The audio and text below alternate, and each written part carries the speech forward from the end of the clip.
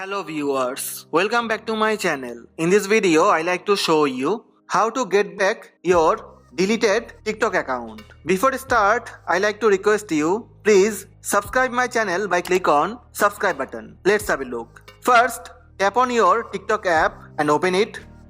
Tap on the profile icon at the bottom right corner. Tap on login. Enter your deleted TikTok username or email ID or phone number. Also, enter password for login.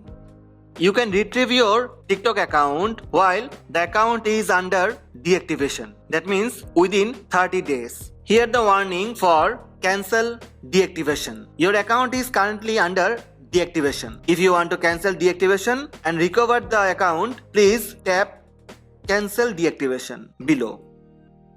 That's it. Account recovered. In this way, you can recover your deleted TikTok account within 30 days. Hope this video help you. Please subscribe my channel by tap on red subscribe button.